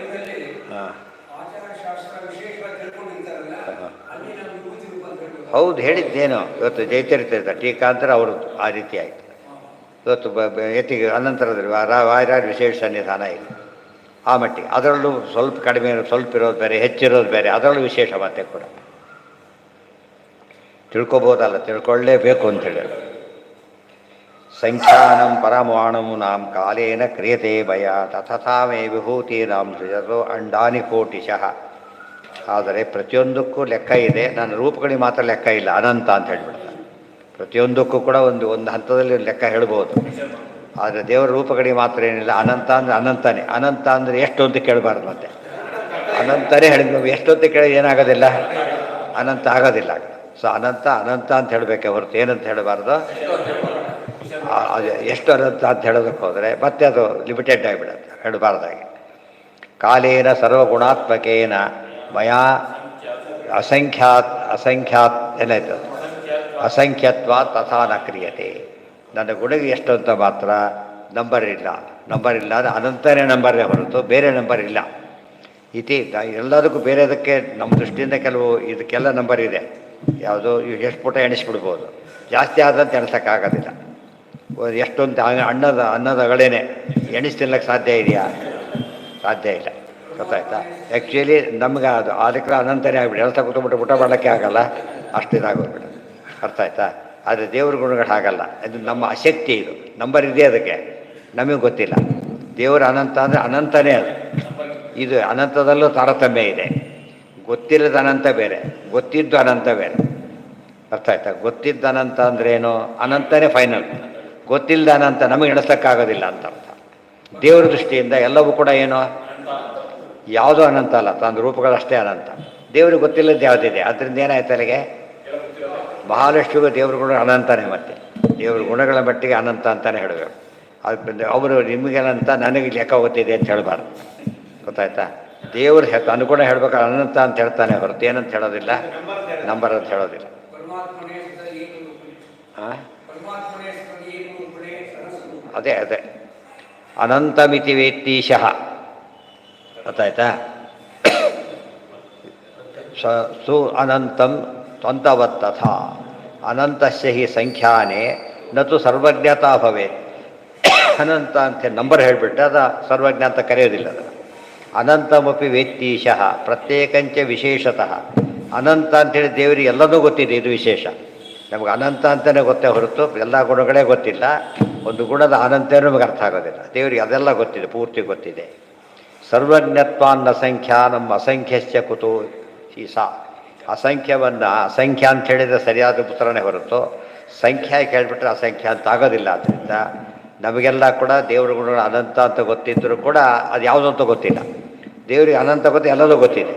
ಇದು ದೇವರಿಗೆ ನಮಗೆ ಜ್ಞಾನಕ್ಕೆ ವಿಶೇಷನೇ ಹೊರತು ದೇವರ ನಂಬರ್ ಹೇಳ್ತಾರೆ ಅಂತ ತಿಳ್ಕೊಳ್ಳೋಕೆ ಹೋಗ್ಕೊಡೋದು. ಸರ್ವಜ್ಞತ್ವಾನ್ನ ಸಂಖ್ಯಾನಂ ಅಸಂಖ್ಯಸ್ಯ ಕುತೋ ಹಿ. ಅದಕ್ಕೆ ಅಸಂಖ್ಯೇಯ ಎಲ್ಲಿದೆ? ವಿಷ್ಣು ಸಹಸ್ರ. ಅದು ಇದು ಅವ್ರು ಅಸಂಖ್ಯೇಯ ಅಂತ ಹೇಳಿ ಹೀಗೆ ದೇವರು ತನ್ನ ಬಗ್ಗೆ ಗೊತ್ತಿರೋ ಪ್ರಶ್ನೆ ಹಾಕ್ಕೊಂಡು ಉತ್ತರ ಕೊಟ್ಟರೆ ಅಸಂಖ್ಯೇಯ ಅಂತ ಹೇಳ್ತಾನೆ ಹೊರತು ಏನಂತ ಹೇಳೋದಿಲ್ಲ, ನಂಬರ್ ಹೇಳೋದಿಲ್ಲ. ಹಾಂ, ಎಣಿಸಲಾಗ ದೇವರಿಗೆ ಎಣಿಸಲಾಗದ ಅಲ್ಲ, ದೇವರಿಗೆ ಎಣಿಸ್ತಾನೆ. ಆದರೆ ಏನದು ಅನಂತ ಅಂತಲೇ ಎಣಿಸ್ತಾನೆ, ನಮಗೆ ಗೊತ್ತಿಲ್ಲ ಅಂತ ಎಣಿಸ್ತೇವೆ ಅಷ್ಟೇ. ಅನಂತಮಪಿ ವೇತ್ತೀಶಃ ಪ್ರತ್ಯೇಕಂಚ ವಿಶೇಷತಃ ಸರ್ವಜ್ಞತ್ವಾನ್ನ ಸಂಖ್ಯಾನಂ ಅಸಂಖ್ಯಸ್ಯ ಕುತೋ ಹಿ ಸಾ. ಏತಾಸ್ತೆ ಕೀರ್ತಿತಾಃ ಸರ್ವಾಃ ಸಂಕ್ಷೇಪೇಣ ವಿಭೂತಯಃ ಮನೋವಿಕಾರ ಏವೈತೆ ತಥಾ ವಾಚಾಭಿಧೀಯತೆ. ಇಷ್ಟೊತ್ತಿನ ಹೇಳಿದ್ದೇನೆ. ಅಲ್ಲೂ ಕೆಲವು ಸ್ವಲ್ಪ ಇಲ್ಲಿಲ್ಲದ ಅಲ್ಲಿದೆ, ಅಲ್ಲಿಲ್ಲದ ಇಲ್ಲಿದೆ ಗೀತಾದಲ್ಲಿ. ಇಷ್ಟಾದ್ರೂ ಕೂಡ ಏನಲ್ಲ, ಅದು ಪೂರ್ತಿ ಅಲ್ಲ. ಇಷ್ಟೇ ವಿಭೂತಿ ಅಂತ ತಿಳ್ಕೊಳ್ಳೋಕೆ ಹೋಗ್ಕೊಡು. ವ್ರತಗಳಲ್ಲಿ ಏಕಾದಶಿಯಲ್ಲಿ ಸನ್ನಿಧಾನ ವಿಭೂತಿ ರೂಪ ಇಟ್ಟಿದ್ದ, ಅದಕ್ಕೆ ಎಲ್ಲ ವ್ರತಕ್ಕಿಂತ ಶ್ರೇಷ್ಠ ಆಯಿತು. ಅದೆಲ್ಲ ಹೇಳಬೇಕು. ಅದೆಲ್ಲ ಹೇಳ್ತಾ ಕೂತ್ಕೊಂಡ್ರೆ ಏನಾಗುತ್ತೆ, ಅದು ಎಂಡ್ಲೆಸ್ ಆಗೋದ್ರಿಂದ ಬೇರೆ ಕಡೆ ಹೇಳಿದರೆ ಸೇರಿಸ್ಕೊಂಡ್ಬಿಟ್ರೆ ಬೇಕಾದಷ್ಟಾಗುತ್ತೆ. ಏತಾಸ್ತೆ ಕೀರ್ತಿತಾ ಸರ್ವಾಹ ಯಥಾ ವಾಚ ಅಭಿಧೀಯಂತೆ ಅನ್ಯೈಃ ನಾಮಾದಿಕಂ ಜೀವಾದೀನಾಂ ತೇ ಸರ್ವೇ ಶಬ್ದ ಮನೋವಿಕಾರ. ಇದೆಲ್ಲ ಮನೋವಿಕಾರದ ಅವರೇನು ತಿಳ್ಕೊಂಡ್ಬಿಟ್ರು, ಸುಳ್ಳು ಇದು ಇದ್ದಾಗ ಕಾಣುತ್ತೆ ಅಂತ. ಆಗಲ್ಲ. ನಾವು ದೇವರ ಹೆಸರನ್ನು ಉಪಯೋಗಿಸ್ತೇವೆ ಉಳಿದ ಪದಾರ್ಥಗಳಿಗೆ. ಅದು ಉಳಿದ ಪದಾರ್ಥದ್ದೇ ಹೆಸರು ಅಂತ ತಿಳ್ಕೊಳ್ಳೋದು ಮನೋವಿಕಾರ. ಗೊತ್ತಾಯ್ತಾ? ಉಳಿದ ಪ್ರಕಾರದ ಹೆಸರಲ್ಲ, ದೇವರ ಹೆಸರನ್ನ ಅಲ್ಲಿಟ್ಟಿದೆ ಅಂತ ತಿಳ್ಕೊಬೇಕೆ ಹೊರತು ಈ ಹೆಸರು ಅಲ್ಲಿಗೆ ಹೋಗಿದೆ ಅಂತ ತಿಳ್ಕೊಂಡ ಮನೋವಿಕಾರ, ಮನಸ್ಸಿನ ತಪ್ಪು ಕಲ್ಪನೆ ಅಂತ ಅರ್ಥ. ಆತ್ಮ ಎಷ್ಟೋ ಜನ ಹೇಳ್ತಾರೆ, ಈ ಹೆಸರು ನಮ್ಮ ತಾತನ ಹೆಸರಿಟ್ಟಿದ್ದೇವೆ, ಮುತ್ತಾನ ಹೆಸರಿಟ್ಟಿದ್ದೇವೆ, ಹೀಗೆಲ್ಲ ಹೇಳ್ತಾರೆ. ಆ್ಯಕ್ಚುಲಿ ದೇವರ ಹೆಸರಿದ್ದೇವೆ ಅಂತ ಹೇಳ್ತಾರೆ. ದೇವ್ರ ಹೆಸರು ಅವರಿಗಿಟ್ಟು ಅವರಿಂದ ಇಲ್ಲಿ ಬಂತು ಅಂತ ಅರ್ಥ. ಅದು ದೇವ್ರ ಹೆಸರು ನಮ್ಮ ಮುತ್ತಾತ ಅಂತ ಇಟ್ಕೊಂಡು ಸರಿ ದೇವ್ರು ಇಟ್ಕೊಂಡ್ಬಿಟ್ಟಿದ್ದಾರೆ ಅಂತ ಆಗುತ್ತೆ ನನಗೆ. ಆ ರೀತಿ ಹೇಳಬಾರ್ದು. ವಾಚಂ ಯಚ್ಛ ಮನೋ ಯಚ್ಛ ಪ್ರಾಣಂ ಯಚ್ಛ ಇಂದ್ರಿಯಾಣಿ ಚ ಅದು ಯಚ್ಛ ಆತ್ಮಾನಂ ಆತ್ಮನಾ ಯಚ್ಛ ನಭೂಯ ಕಲ್ಪಸೆ ಅಧ್ವನಿ. ಈ ರೀತಿ ಮಾತಿನಲ್ಲಿ, ಮನಸ್ಸಿನಲ್ಲಿ, ಪ್ರಾಣದಲ್ಲಿ, ಇಂದ್ರಿಯಗಳಲ್ಲಿ ನನ್ನ ಕಡೆಯೇ ಮನಸ್ಸಾಗ್ತಿದ್ದರೆ ಮತ್ತೆ ಹುಟ್ಟಿ ಬರೋ ಪ್ರಸಂಗ ಬರೋದಿಲ್ಲ, ಮುಕ್ತಿ ಆಗುತ್ತೆ ಅಂತ. ಸರಿಯಾಗಿ ಉತ್ತರ ಬರೋದ್ರೆ ಮತ್ತೆ ಸಪ್ಟಂಬರಿಗೆ ಬರಬೇಕು. ಅವರು ಸರಿಯಾದ ಉತ್ತರ ಇವೆಲ್ಲ ತಿಳ್ಕೊಂಡಿರಬೇಕು. ಸ್ವತೋ ಮಯ್ಯೇವ ಸರ್ವಶಬ್ದಾ ತಸ್ಮಾನ್ ಮಯ್ಯೇವ ವಾಚಂ ಯಚ್ಛ. ಯಾವುದೇ ಶಬ್ದ ಕಿವಿ ಬಿದ್ದ ತಕ್ಷಣ ದೇವರ ಹೆಸರು ಅಂತ ಕಿವಿ ಬಿಡಬೇಕೆ ಹೊರತು ನಾವು ಇವ್ರ ಹೆಸರು ಆ ಕಡೆ ಅಂತಾನೋ ದೇವರ ಹೆಸರು ಅಲ್ಲೇ ಅಲ್ಲ ಅಂತ ಹೇಳಿದ್ರೆ ಭಾರಿ ತಪ್ಪಾಗತ್ತೆ. ವಾಚಂ ಯಚ್ಛ ಆತ್ಮಾನಂ ಪರಮಾತ್ಮಾನಂ ಮಯ್ಯೇವ ಲಕ್ಷ್ಯತ್ವೇನ ವೆಚ್ಚ. ನನ್ನನ್ನು ಪರಮಾತ್ಮ ಸರಿಯಾಗಿ ತಿಳ್ಕೊಂಡು ಉಪಾಸನೆ ಮಾಡು. ಯೋ ವೈ ವಾಂಗ್ ಮನಸಿ ಸಮ್ಯಕ್ ನಾ ಎಂಬಿಚ್ಛೇದ್ ಧಿಯಾ ಯತಿ ತಸ್ಯ ವ್ರತಂ ತಪೋಜ್ಞಾನಂ ಸ್ರವತಿ ಆಮಘಟಾಂಬುವತ್. ಯೋ ವೈ ವಾಂಗ್ಮನಸಿ ಸಮ್ಯಕ್ ನಾ ಸಮ್ಯಚ್ಛೇದ್ ಧಿಯಾ ಯತಿ. ಯತಿಯಾಗಿದ್ದರೂ ಕೂಡ ಮಾತು ಮತ್ತು ಮನಸ್ಸುಗಳಲ್ಲಿ ಪೂರ್ತಿಯಾಗಿ ದೇವರು ಪರ ಅಂತ ಸರಿಯಾಗಿ ತಿಳಿಯೋದಿಲ್ಲವೋ ಅವನು ಮಾಡಿದ್ದೆಲ್ಲ ವ್ಯರ್ಥ ಅಂತ ಹೇಳ್ಬಿಡ್ತಾನೆ. ಅವನ ಸಾಧನೆಗಳೆಲ್ಲ ವ್ಯರ್ಥ. ತಸ್ಯ ವ್ರತಂ ತಪೋಜ್ಞಾನಂ. ಅವನು ಮಾಡಿದ ವ್ರತ, ಮಾಡಿದ ತಪಸ್ಸು, ಜ್ಞಾನ ಎಲ್ಲ ಕೂಡ ಸ್ರವತಿ, ಎಲ್ಲ ಹಾಳಾಗಿ ಹೋಗ್ಬಿಡುತ್ತೆ. ಹೇಗೆ ಅಂದರೆ ಆಮಘಟಾಂಬುವತ್. ಆಮಘಟಾಂಬುವತ್, ಆಮಘಟದಲ್ಲಿನ ನೀರು ಹೇಗೋ ಹಾಗೆ. ಆಮಘಟ ಅಂಬುವತ್. ಆಮಘಟ, ಆಮಘಟ ಅಂದ್ರೇನು? ಹಸಿ ಮಡಿಕೆ. ಹಸಿಕೆ ಮಡಿಕೆಯಲ್ಲಿ ಹಾಕಿದ ನೀರು ಏನಾಗುತ್ತೆ? ಆದರೆ ಸುಟ್ಟು ಬಸಿ ಆದರೆ ಏನಾಗಲ್ಲ. ಅದಕ್ಕೆ ಹಸಿ ಜ್ಞಾನ ಇದೆ, ಏನು ಉಪಯೋಗ ಇಲ್ಲ. ಹಸಿ ಬಿಸಿ ನಾಲೆಡ್ಜ್ ಅಂತಾರಲ್ಲ, ಹಾಗಾಗತ್ತೆ ಹೊರತು ಉಪಯೋಗ ಬರೋದಿಲ್ಲ. ವ್ರತ ಎಲ್ಲವೂ ಕೂಡ ಗಟ್ಟಿಯಾಗಿ ಉಳಿಬೇಕಾದ್ರೆ ಈ ಜ್ಞಾನದ ಹಿನ್ನೆಲೆ ಇದ್ದರೆ ಮಾತ್ರ ಫೌಂಡೇಶನ್ ಇದು. ಈ ಫೌಂಡೇಶನ್ ಇಲ್ಲ ಹೋಗ್ಬಿಟ್ರೆ ಎಲ್ಲ ಬಿಲ್ಡಿಂಗ್ ಬಿದ್ದು ಹೋಗುತ್ತಲ್ಲ. ಹಾಗೆ ಇವತ್ತು ನೂರು ಎಷ್ಟೋ ಜ್ಞಾನಕ್ಕೆ ಏನಿಲ್ಲ ಅಂದರೆ ದೇವರವರೆಗೆ ಹೋಗೋದೇ ಇಲ್ಲ. ನಾಲೆಡ್ಜ್ ಅಂದರೆ ಅದು ವೇಸ್ಟ್. ಅದು ಯೋ ವಾಂಗ್ ಮನಸಿ ಸಮ್ಯಕ್ ನ ಸಮ್ಯಚ್ಛೇದ್ ಧಿಯಾ ಯತಿ. ಇದೆಲ್ಲ ಬುದ್ಧಿ ಬೇಕಿದಕ್ಕೆ. ಅದು ಧಿಯಾ, ಬುದ್ಧಿಯಿಂದ ತಿಳ್ಕೋಬೇಕು ಅಂಶಗಳಾದ್ದರಿಂದ ಇದರಲ್ಲಿ ಫೇಲ್ ಆದರೆ ಉತ್ತರ ಹೋಯಿತು. ತಸ್ಯ ವ್ರತಂ ತಪೋ ಜ್ಞಾನಂ ಸ್ರವತಿ ಆಮಘಟ ಅಂಬುವತ್ ಯೋಮಯಿ ನ ಸಂಯಚ್ಛತಿ ತಸ್ಯ ಜ್ಞಾನಂ ಸ್ರವತಿ. ಅವನಿಗೆ ಜ್ಞಾನ ಬರೋದಿಲ್ಲ, ಬಂದ ಜ್ಞಾನ ಸೋರಿ ಹೋಗ್ಬಿಡುತ್ತೆ. ನೀರು ಹಾಕಿರೋ ಇರೋದಿಲ್ಲ, ಹಾಕಿದ ನೀರು ಹೋಗಿರುತ್ತಾಗಲೇ. ಅದು ಆಮಘಟ ಒಳ್ಳೆಯ ದೃಷ್ಟಾಂತ. ನಾವು ಮೆಟಲ್ ಹಾಕಿಬಿಡ್ತೀವಿ ಅಂತ ಕೇಳಿದರೆ ರಂಧ್ರ ಇದ್ದರೆ ಸಾಕಲ್ಲ. ಅದಕ್ಕೆ ರಂಧ್ರ ಸುವರ್ಣದ ಪಾತ್ರೆನೇ. ಒಂದು ಸುಟ್ಟು ಮಡಿಕೆ ಚೆನ್ನಾಗಿದೆ, ನೀರು ಹಾಕಿದ್ದು ಹಾಗೇ ಇದೆ. ಬಂಗಾರದ ಪಾತ್ರೆ ಒಂದು ಹನಿ ನೀರಿಲ್ಲ, ಯಾತಕ್ಕೆ? ರಂಧ್ರ ಇದೆ. ಅದಕ್ಕೆ ರಂಧ್ರ ಅನ್ಬೇಕು, ಇದಕ್ಕೆ ಹಸಿ ಅನ್ಬೇಕು. ಗೊತ್ತಾಯ್ತಾ? ಗಡಿಗೆಗಾದರೆ ಹಸಿ ಗಡಿಗೆ ಸೋರೋದು, ಅದಕ್ಕಾದರೆ ರಂಧ್ರ ಬಿದ್ದಿದ್ದು ಅಂತ ಹೇಳಬೇಕು. ಅವಾಗ ಅದು ಜ್ಞಾನ ಉಳಿಯೋದಿಲ್ಲ. ಸುವರ್ಣ ದೇಹ, ಬ್ರಾಹ್ಮಣ ದೇಹ ಸುವರ್ಣ ದೇಹ, ಆದ್ರೆ ಮಿಸ್ಯೂಸ್ ಮಾಡ್ತಾ ಇದ್ದಾನೆ, ಏನಾಯ್ತೆ ಎಲ್ಲ ಸೋರಿ ಹೋಗುತ್ತೆ ಅಂತ. ಇನ್ನೊಬ್ಬ ಬ್ರಾಹ್ಮಣನಲ್ಲ, ಆದರೆ ಒಳ್ಳೆ ಜ್ಞಾನ ಇದೆ, ಅನುಸಂಧಾನ ಎಲ್ಲ ಹಾಗೆ ಉಳ್ಕೊಂಡ್ಬಿಡುತ್ತೆ. ಅವಾಗ ಏನಾಯಿತು ಅಂದರೆ, ಇದು ನಮಗೆ ನೀರು ಉಳಿಯೋದು ಮುಖ್ಯ ಆಗಬೇಕೆ ಹೊರತು ಮೆಟೀರಿಯಲ್ ವ್ಯಾಲ್ಯೂ ಇರಬಹುದು, ಈ ಪ್ರಸಂಗ ಯೂಸ್ಲೆಸ್. ಅದು ಬಂಗಾರ ಪಾತ್ರೆ ಎಲ್ಲ ಸೋರಿ ಹೋಗ್ಬಿಟ್ಟಿದೆ, ಇನ್ನು ಮಡಿಕೆಯಲ್ಲಿ ತಂದಿದ್ದ ಹಾಗೆ ಇಟ್ಕೊಂಡಿದ್ದ, ಅದು ಯೂಸಿಗೆ ಬಂತು. ಆದ್ದರಿಂದ ಜ್ಞಾನ ಅನ್ನೋದು ಹಾಗಿರಬೇಕೆ ಹೊರತು ಸುಮ್ಮನೆ ಕ್ವಾಂಟಿಟಿ ಜ್ಞಾನ ಉಪಯೋಗ ಇಲ್ಲ, ಕ್ವಾಲಿಟಿ ಮೇಂಟೈನ್ ಮಾಡಬೇಕು. ಯೋಮಯಿ ಸಮ್ಯಚ್ಛೈದೆ ತಸ್ಯ ಜ್ಞಾನಂ ಸ್ರವತಿ. ತಸ್ಮಾತ್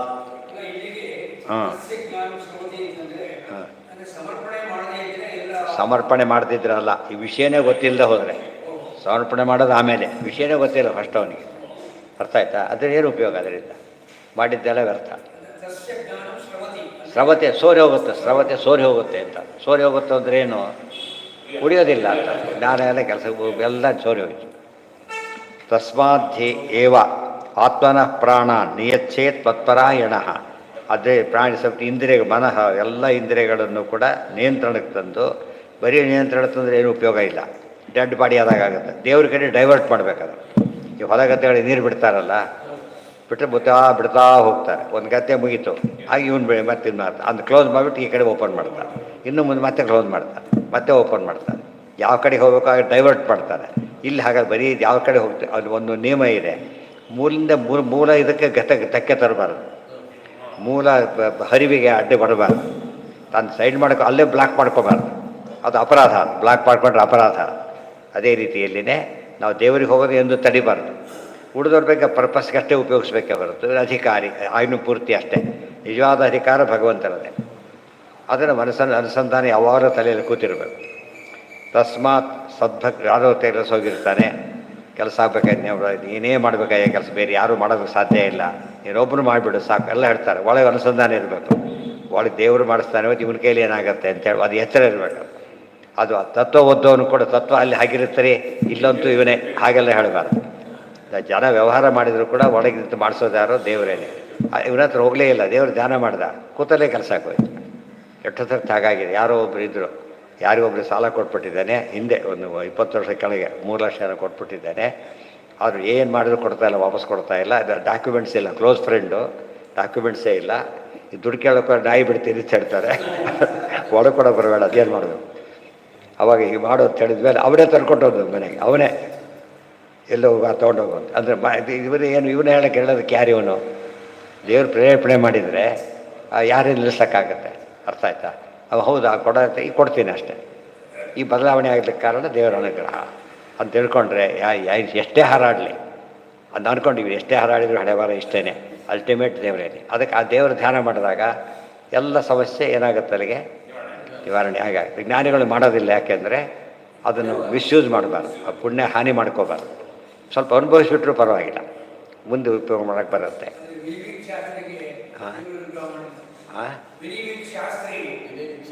ಅವೆಲ್ಲ ಹೇಳುವ ಹೆಸರುಗಳು ಬೇಡ. ಸಾಂಖ್ಯ ಇವೆಲ್ಲ ಅವರೆಲ್ಲ ಹೀರೋಸ್ ಆಗಿಬಿಡ್ತಾರಂಥ ಕಾಲ ಇದು. ಆಯ್ತಾ? ಯಾರು ಬೇರೆ ಅವರು ಹೀರೋ ಇದ್ದಾಗ ಅವರೆಲ್ಲ. ಪರಿಸಮಾಪ್ಯತೆ ಬದ್ಭಕ್ತಿಯುಕ್ತಯ ಬುದ್ಧಿಯ ತತಃ. ಅದೇ ತಿಳುವಳಿಕೆ ಬೇಕು, ಭಕ್ತಿ ಬೇಕು ಜೊತೆಗೆ. ಯೋಚನೆ ಮಾಡಬೇಕಲ್ಪ ದೇವರಿಗೆ, ಒಡ್ಡವ್ರು ಏನು ಮಾಡೋಂಗಿಲ್ಲ ಆ ಥರ ಅನ್ಕೋಬಾರ್ದು, ಭಕ್ತಿಯಿಂದ ಮಾಡಬೇಕಲ್ಲ. ವಾಂಗ್ಮನಃ ಪ್ರಾಣ ಬುದ್ಧ್ಯಾದೀನ್ ನಿಯಚ್ಛೇತ್ ಕೇಶವೇ ಪರೇ. ವಾಕ್ ಮನಸ್ಸು ಪ್ರಾಣ ಎಲ್ಲವನ್ನೂ ದೇವರ ಕಡೆಗೆ ಹಾಕಬೇಕು. ಇದು ತತಲಂ ಬಹುಲೋಕ ವಿಚಿಂತನೆ. ಯಾಕೆ ಅರ್ಥ ಇದೆ, ಬೇರೆ ಕಡೆ ಹೋಗೋದವಳು ಸ್ವಭಾವ ಡೈವರ್ಟ್ ಮಾಡಿ ಇಲ್ಲಿಗೆ ತರಬೇಕು. ಸರ್ವಶಬ್ದಾಭಿಧೇಯತ್ವ ತಸ್ಯ ಜ್ಞಾತ್ವಾ ವಿಶೇಷತಃ. ಸರ್ವಶಬ್ದಾಭಿಧೇಯತ್ವ, ಸರ್ವಶಬ್ದ ವಾಚ್ಯತ್ವ ಬಂದಾಗ ಭಾರಿ ಸುಲಭವಾಗಿ ಮಾಡೋಕ್ಕೆ ಬರುತ್ತೆ. ಮುಖ್ಯವೃತ್ತಿಯ ಅಭಿಧೇಯತ್ವಂ ಅನ್ಯೇಷಾಂ ಮನಸೋ ಭ್ರಮಾತ್. ಉಳಿದವರಿಗೆ ಮುಖ್ಯ ವೃತ್ತಿಯಲ್ಲಿ ಪದ ಹೇಳುತ್ತೆ ಅಂದರೆ ಭ್ರಮೆ ಅದು. ದೇವರಿಗೆ ಹೇಳುತ್ತೆ ಅಂದರೆ ಸರಿಯಾದದ್ದು. ಪೂರ್ತಿ ಹೇಳುತ್ತೆ ಮತ್ತೆ ತಪ್ಪು. ದೇವ್ರನ್ನ ಹೇಳೋದೇ ಇಲ್ಲ, ಪೂರ್ತಿ ತಪ್ಪು. ದೇವ್ರನ್ನ ಒಮ್ಮೊಮ್ಮೆ ಹೇಳುತ್ತೆ, ತಪ್ಪು. ಯಾವಾಗಲೂ ಪೂರ್ತಿಯಾಗಿ ದೇವರನ್ನೇ ಹೇಳುತ್ತೆ ಅಂತ ಹೇಳಿದರೆ ಅದು ನಂಬರ್ 1 ಜ್ಞಾನ. ಹಾಗಿರಬೇಕು. ತಸ್ಮಾತ್ ತಥಾ ಚಿಂತಯತಃ ಸರ್ವ ಭವೇತ್ ಜ್ಞಾನಂ ಯಥಾ ತಥಂ.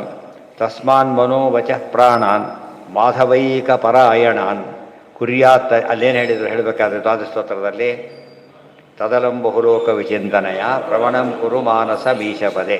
ನೋಡೋದಕ್ಕೆ ಏನನ್ನಿಸುತ್ತೆ, ಮನಸ್ಸು ಮಾತ್ರ ಹಾಕು ಅಂತ ಹೇಳಿದಾಗ ಅಲ್ಲ, ಇದಿಷ್ಟು ಹಾಕು ಅಂತ ಹೇಳ್ತಾನೆ. ಏನು? ಪ್ರಾಣ, ಅಂದರೆ ಆತ್ಮ, ಇಂದ್ರಿಯಗಳು ಎಲ್ಲವನ್ನೂ ಹಾಕಬೇಕು. ಸ್ವಾತ್ಮನ, ಆಮೇಲೆ ತಸ್ಮಾತ್ ಮನಃ ವಚ. ಮನ ಮೊದಲು ಹಾಕಿಬಿಟ್ಟಿದ್ದಾರೆ, ಉಳಿದೆಲ್ಲ ಉಪಲಕ್ಷಣೆ ತಗೋಬೇಕಲ್ಲ. ಆದಿ ಶಬ್ದ ಬರೋದು ವಚಃ. ಪ್ರಾಣ, ಆತ್ಮ ಅಂದರೆ ದೇಹ, ಎಲ್ಲವನ್ನೂ ಕೂಡ ಆತ್ಮ ಬಂದೆಲ್ಲ ಇರ್ತದೆ. ಮಾಧವೈಕ ಪರಾಯಣ, ಮಾಧವನ್ನೇ ಮುಟ್ಟಬೇಕು, ಬೇರೆ ಕಡೆ ಹೋಗಬಾರ್ದು. ಅದು ವಿಷ್ಣು ಪರನೇ ಮಾಡಬೇಕು, ಅವತ್ತು ವಿಷ್ಣು ಪರನೂ ಮಾಡೋದಲ್ಲ, ವಿಷ್ಣು ಪರನೇ ಮಾಡಬೇಕು, ಬೇರೆ ದಾರಿ ಇಲ್ಲ. ಯಥಾ ತಥಂ.